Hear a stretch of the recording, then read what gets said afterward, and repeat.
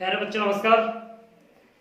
Inverse trigonometric function हमने complete कर लिए हैं, उसके सारे क्वेश्चंस हमने कंप्लीट कर लिए हैं।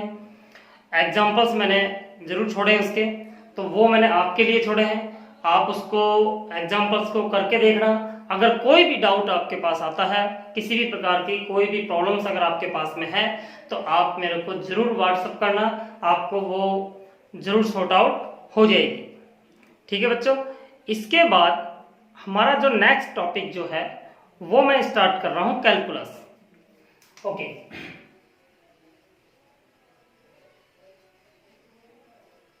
कैलकुलस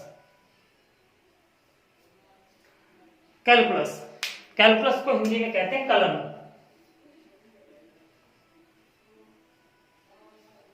कलन देखिए बच्चों, कैलकुलस जो है आपका मैथमेटिक्स का 12th क्लास का मैथमेटिक्स का लगभग 50% सिलेबस को कंप्लीट करता है। ये 50% कैलकुलस है और 50% जो बचा हुआ वो अदर्स है। ठीक है, इसके अंदर कौन कौन से टॉपिक्स हमने कंप्लीट करने हैं वो मैं अभी थोड़ा बताऊंगा उसके बारे में। फिर उसके बाद हम जो टॉपिक स्टार्ट करने वाले हैं वो स्टार्ट करेंगे। नंबर 1 पर है continuity,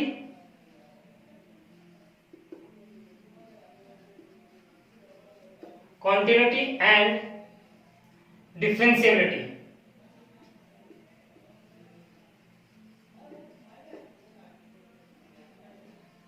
differentiability, continuity and differentiability, संततता तथा अवकलनीयता।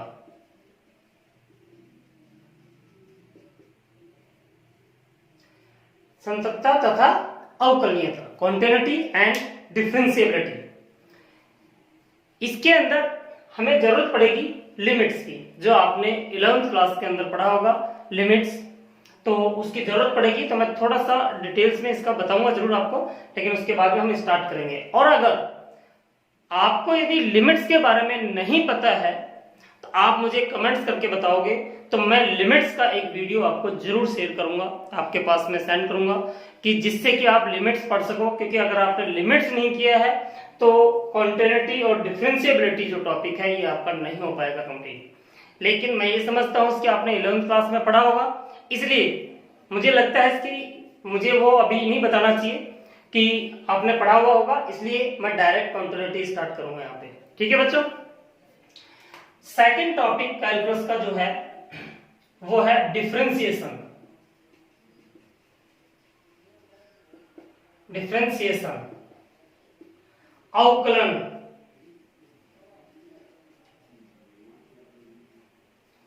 अवकलन जो कि बहुत इंपॉर्टेंट है। अवकलन जो टॉपिक है, तो ये तो जब हम स्टार्ट करेंगे तब बात करेंगे इसके बारे में। नेक्स्ट जो टॉपिक है वो है application of differentiation, derivative. Application of derivative यानी कि जो अवकलन का कहां पर हमें यूज करना है, किस प्रकार से हम यूज करेंगे इसका, अवकलन किस प्रकार से हमारे लिए यूजफुल है, उसके हमारे पास करीबन 4 या 5 टॉपिक हैं इसके अलग अलग, जो इसके अंदर पढ़ेंगे। और इसमें से एक बड़ा क्वेश्चन आपके एग्जाम्स में जरूर आता है। ठीक है बच्चों, इसके बाद नंबर 4 पर जो है हमारे पास वो है इंटीग्रेशन। इंटीग्रेशन, समाकलन, इसको हिंदी में कहते हैं हम समाकलन। और इसके 2 पार्ट्स हैं, एक है इनडेफिनेट इंटीग्रल और दूसरा है definite integral. Indefinite and definite integral, 2 topic इसके हैं हमारे पास। अच्छा, इसके बाद नंबर 5 पर जो है वो है area of bounded reason. Area of bounded reason यानी कि परिबद्ध क्षेत्र का क्षेत्रफल। परिबद्ध क्षेत्र का क्षेत्रफल हमने इसमें पढ़ना है। और नेक्स्ट टॉपिक 6 जो है वो डिफरेंशियल इक्वेशन है, तो इसलिए हम उसके बारे में तो अभी बात नहीं करेंगे डिफरेंशियल इक्वेशन के बारे में, क्योंकि वो अपने आप में काफी अच्छा इंपॉर्टेंट टॉपिक है वो। और वैसे तो खैर यहाँ पे तो आपको थोड़ा इंट्रोडक्शन ही दिया हुआ है, वैसे बहुत बड़ा टॉपिक है वो, ठीक है। तो वो उसको हम अभी छोड़ देते हैं, ये 5 टॉपिक लेकर के चल रहे हैं यहाँ पे। वैसे वो डिफरेंशियल इक्वेशन भी कैलकुलस का ही पार्ट है, क्योंकि उसमें डिफरेंशिएशन और इंटीग्रेशन दोनों का यूज हुआ है। तो आज हम जो स्टार्ट करने वाले हैं वो है कॉन्टिन्यूटी एंड डिफरेंशिएबिलिटी। इसमें भी 2 टॉपिक है अलग अलग हमारे पास, एक कॉन्टिन्यूटी है, एक डिफरेंशिएबिलिटी है। यानी कि एक संततता है, एक अवकलनीयता है। यानी कि कौन सा फलन संतत होगा, कौन सा फलन अवकलनीय होगा, उसके बारे में हम बात करेंगे। तो कॉन्टिन्यूटी से हम स्टार्ट कर रहे हैं, तो ध्यान से देखिए बच्चे जरा।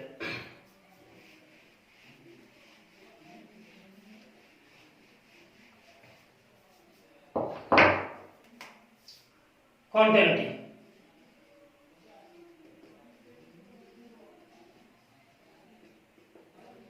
कॉन्टिन्यूटी या कंटिन्यूअस फंक्शन, संततता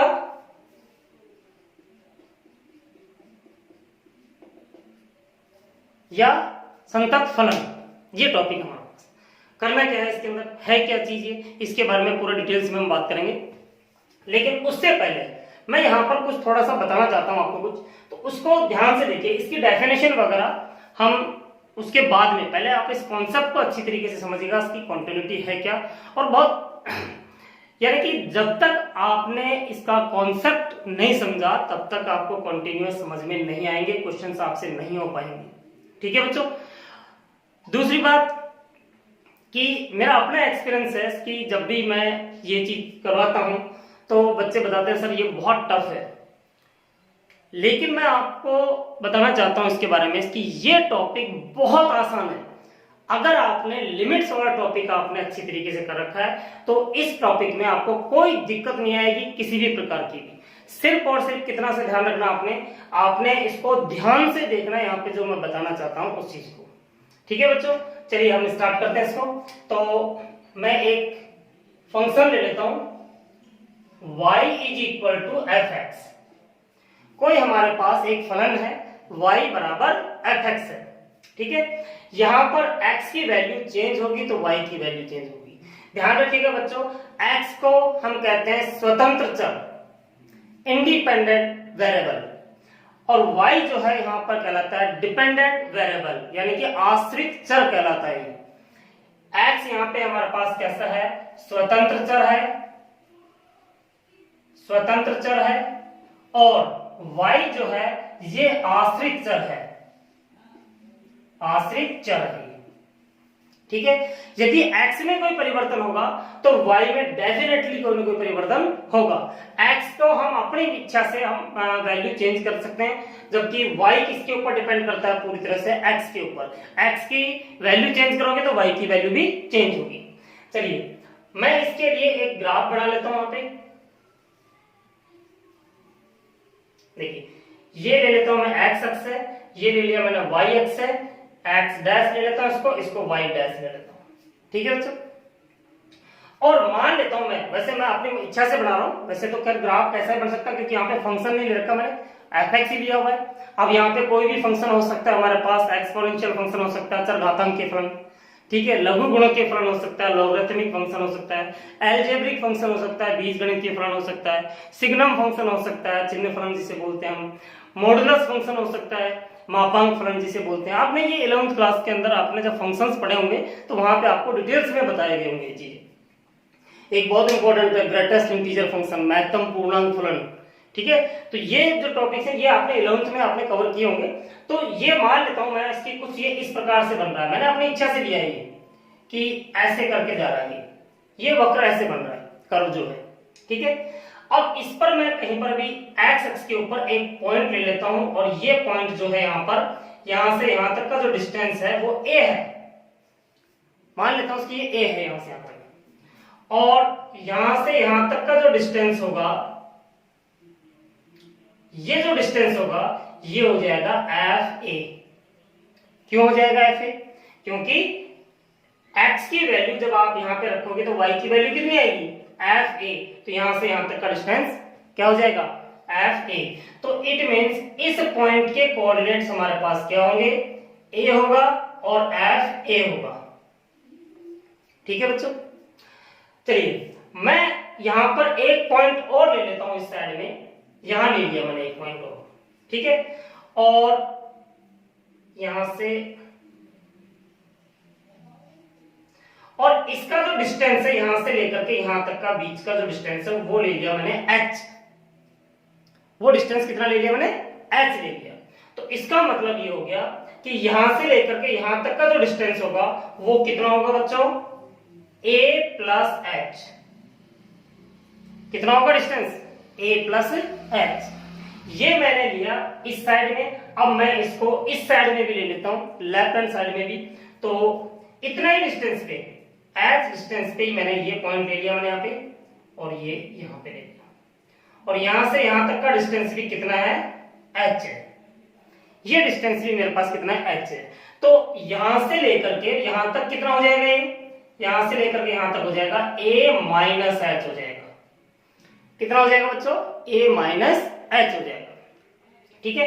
इस पॉइंट के कोऑर्डिनेट्स क्या होंगे हमारे पास, इस पॉइंट के कोऑर्डिनेट्स होंगे a plus h and f a plus h, ठीक है। और इस पॉइंट के कोऑर्डिनेट्स क्या होंगे हमारे पास, a minus h and f a minus h, ठीक है बच्चों।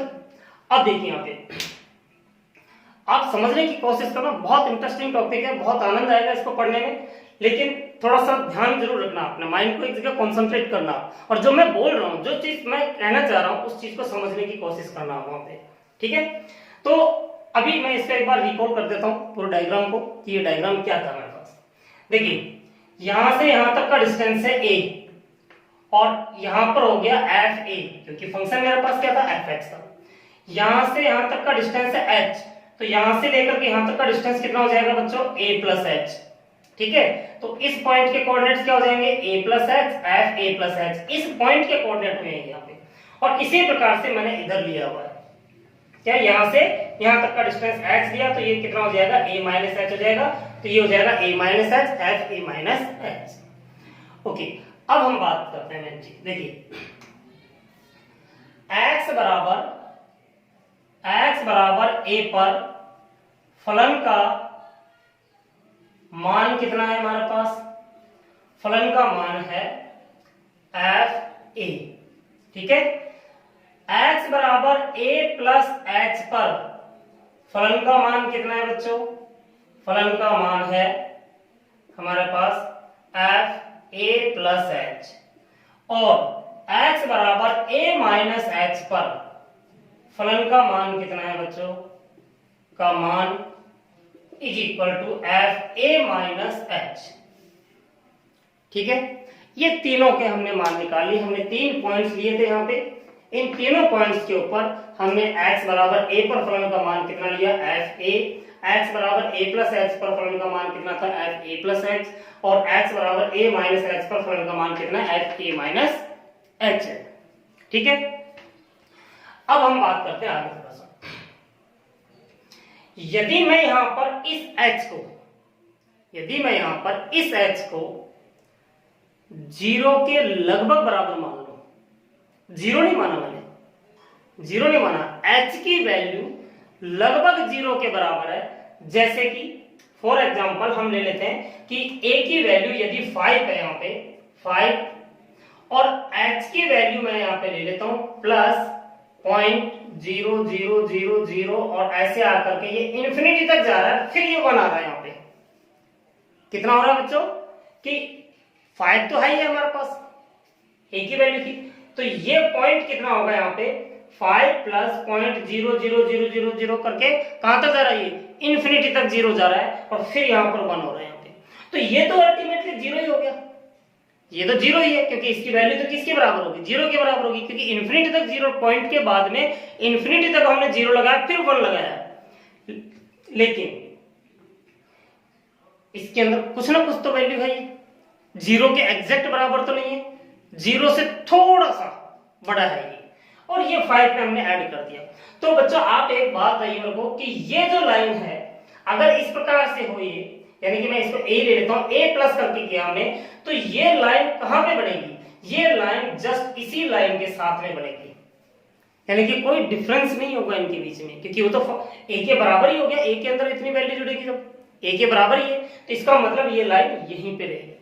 इसी प्रकार से यदि मैं यहाँ पर जैसे कि मैंने यहाँ पे 5 लिया था, ठीक है, 5 में से यही संख्या लेस कर दो तो क्या बचेगा बच्चों, 4.9999 इस तरह से आता जाएगा कहां तक, इन्फिनिटी तक।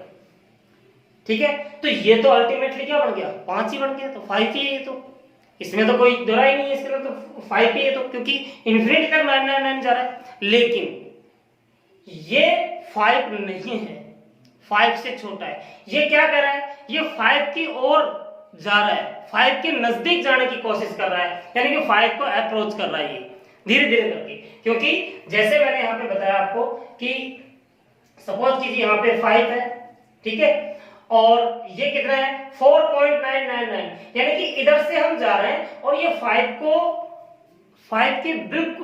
के पास में जाना चाहता है, लेकिन 5 एग्जैक्ट नहीं बनता, ये 5 से पहले रुक जाता है। ठीक, तो इसका मतलब ये भी 5 के बराबर ही हो गया। अब जब ये बिल्कुल इसके नजदीक जाना चाहता है तो ये लाइन भी कहां आएगी, इसी के पास में आएगी।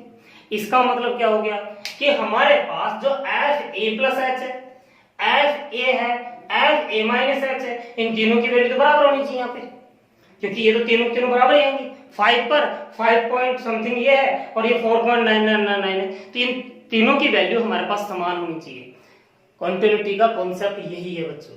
आप अब इसको समझना कि क्या क्या कहना चाह रहा हूं कि यदि हमारे पास इन तीनों की वैल्यू बराबर आ जाती है, क्या क्या, देखिए मैं ये मिटा देता हूं यहाँ पे,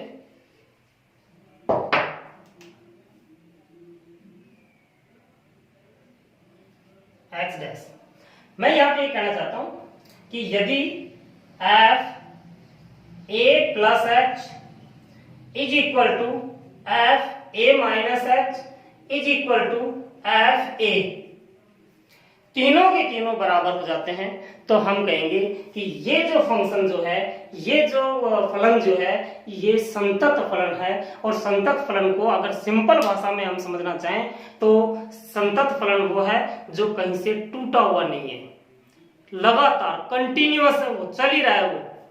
जैसे कि मैं अगर यहाँ पे दूसरा ग्राफ बनाना चाहूं तो जैसे कि यहाँ पे ऐसे लिया और फिर ऐसे लिया, तो यहाँ पर देख लो बच्चों, यहाँ से यहाँ के बीच में ये ब्रेक है, यहाँ पे टूट गया, यहाँ पे तो टूट गया, तो इन दोनों के बीच में जो ये पॉइंट एंड पॉइंट जो है, इन दोनों के बीच में जो पॉइंट्स आएंगे उनके ऊपर तो यहाँ पे तो फंक्शन की कोई वैल्यू है ही नहीं, एग्जिस्ट ही नहीं कर रही यहाँ पे।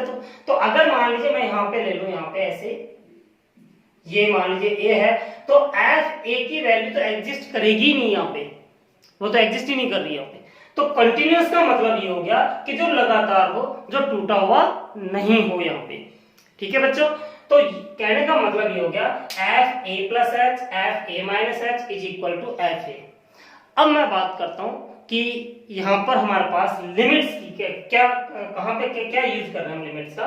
देखिए यहाँ पे f a प्लस h का मतलब क्या है कि a प्लस h इसी के साथ में तो है, यानी कि x की वैल्यू जो है a के लगभग बराबर है। तो हम इसको ऐसे भी लिख सकते हैं कि limit x tends to a positive f x। a positive का मतलब क्या है यहाँ पे कि a से थोड़ा सा ये बहुत माइनर सा बड़ा है। इसी प्रकार से इसको क्या लिख सकते हैं यहाँ पे, limit x tends to a negative fx। It means कि x की वैल्यू जो है a से थोड़ी सी कम है और यहां पर ये है fa।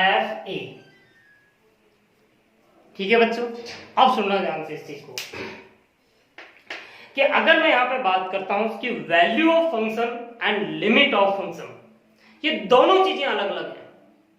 Value of function and value of function and क्या कहते हैं, limit of function, sorry limit of function, value of function and limit of function. देखिए मैं यहां से इसको मिटा देता हूं, मैं लिख ही देता हूं यहाँ पे।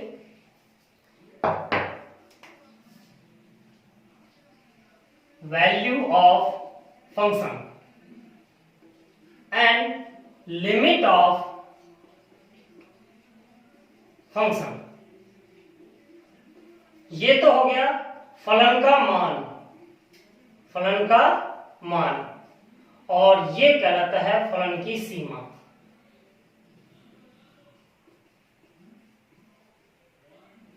फलन की सीमा, ये दोनों चीजें अलग अलग है। ये इक्वल हो भी सकती है, नहीं भी हो सकती है। अगर ये इक्वल कर रही है हमारा फलन का मान और फलन की सीमा किसी पर्टिकुलर पॉइंट के ऊपर, उस पर्टिकुलर पॉइंट के ऊपर फलन की सीमा और फलन का मान यदि इक्वल हो गया तो वो फलन या वो फंक्शन कैसा कहलाता है? कंटिन्यूअस फंक्शन कहलाता है, संतत फलन कहलाता है वो चीज। और ये चीज मैं बताना चाहता हूं कि यहाँ पर आप देख रहे होंगे ये तो जो चीज है दोनों a plus H a minus H, यानी कि ये तो कहलाती है हमारे पास उस फलन की इस पर्टिकुलर पॉइंट के ऊपर सीमा, और ये जो कहलाता है ये फलन का मान कहलाता है। मैंने अभी बताया आपको कि फलन का मान अलग हो सकता है और फलन की सीमा अलग हो सकती है, दोनों अलग अलग हो सकते हैं ये, ठीक है। लेकिन ये जो दोनों चीज है कि इसे हम कहते हैं right hand limit, right hand limit, और ये कहलाता है लेफ्ट हैंड लिमिट, ठीक है। राइट हैंड लिमिट और लेफ्ट हैंड लिमिट, दाईं सीमा और बाईं सीमा, दाईं सीमा और बाईं सीमा, ये दोनों थी। तो अगर ये दोनों इक्वल है, कौन कौन सी? राइट हैंड लिमिट और लेफ्ट हैंड लिमिट, अगर ये दोनों इक्वल आ रही हैं तो हम यहां पर कहेंगे कि सीमा विद्यमान है, यानी कि लिमिट एग्जिस्ट करती है वहां पे। समझ में आ गया बच्चों? क्या कि अगर ये लेफ्ट हैंड लिमिट और राइट हैंड लिमिट अगर दोनों इक्वल आ रही हैं, यानी कि एक इधर से अप्रोच कर रहा है, एक इधर से अप्रोच कर रहा है, और दोनों की वैल्यू हमारे पास समान आ रही है, दोनों की वैल्यूज इक्वल आ रही हैं, तो हम यहाँ पे कहेंगे कि लिमिट एग्जिस्ट कर रही है। और अगर इन दोनों के बराबर फलन का मान भी इक्वल आ जाता है तो हम यहाँ पे कहेंगे इसकी फलन संतत है, ठीक है बच्चों। तो ये चीजें आपको समझ में आ गई होगी कि लेफ्ट हैंड लिमिट कौन सी है, राइट हैंड लिमिट कौन सी है, किस प्रकार से ये राइट हैंड लिमिट होगी, ये लेफ्ट हैंड लिमिट होगी। यानी कि इसके इस साइड में कौन सी होती है? राइट हैंड लिमिट होती है, इसके इस साइड में कौन सी होती है? लेफ्ट हैंड लिमिट होती है। और इन दोनों यदि इक्वल हो जाती हैं तो हम कहेंगे कि यहाँ पर सीमा विद्यमान है या लिमिट एग्जिस्ट कर रही है। और साथ में अगर उसमें फलन का मान भी इक्वल आ जाता है, मैंने बताया ना कि value of function and limit of function दोनों अलग अलग चीजें हैं। वैल्यू ऑफ फंक्शन तो पर्टिकुलर इस पॉइंट पर ए पर जो वैल्यू आएगी फंक्शन की वो कहलाती है, और लिमिट ऑफ फंक्शन का मतलब होगा ए में कुछ ऐड हो रहा है या ए में कुछ लेस हो रहा है। कुछ का मतलब होगा यहाँ पे बहुत छोटी संख्या ऐड या लेस हो रही है, तो उसके ऊपर जो फलन का मान होगा वो भी अगर मान लीजिए फलन के मान के बराबर हो जाता है तो यहाँ पर ये संतत कहलाएगा, और ये दोनों इक्वल हो जाएंगे तो लिमिट एग्जिस्ट कहलाएगी। यानी कि कहने का मतलब अब इसकी जो डेफिनेशन जो है हमारे पास संतत फलन की वो क्या निकल के आ रही है, इसमें क्या क्या कंडीशंस है। तो हमारे पास 3 कंडीशंस है। पहली कंडीशन कि फलन का कोई न कोई निश्चित मान होना चाहिए।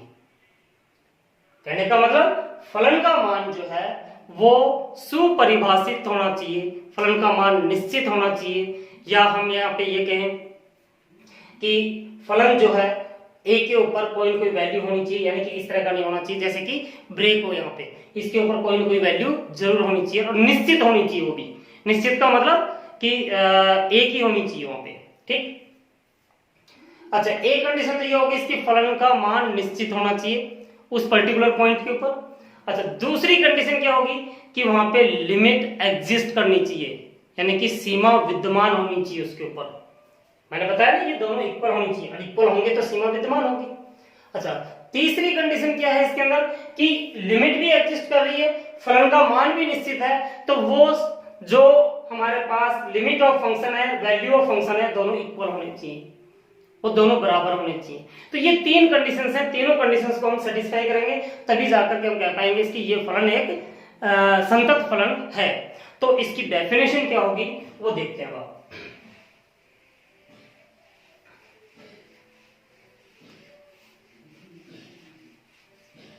इसकी जो डेफिनेशन होगी कि फलन एफ एक्स एक्स बराबर ए पर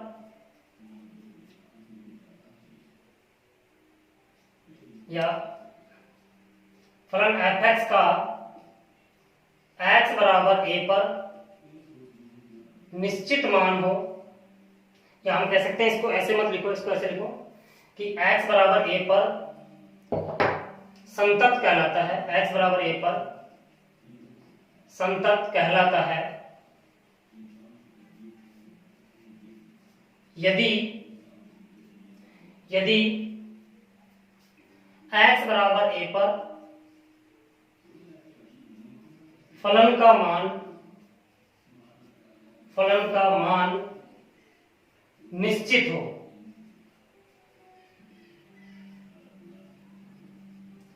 पहली कंडीशन तो हमारे पास ये हुई। अच्छा, इसके बाद में तथा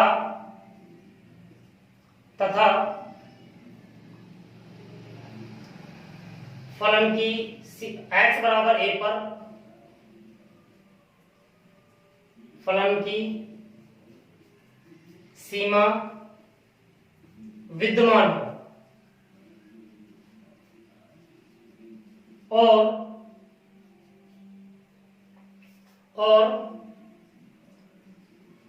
फलन की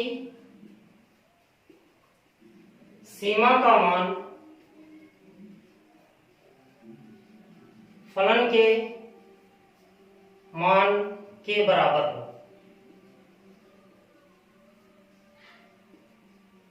के बराबर हो। तो मैं एक बार दोबारा से इसको फिल कर रहा हूं, पे ध्यान से देखिए।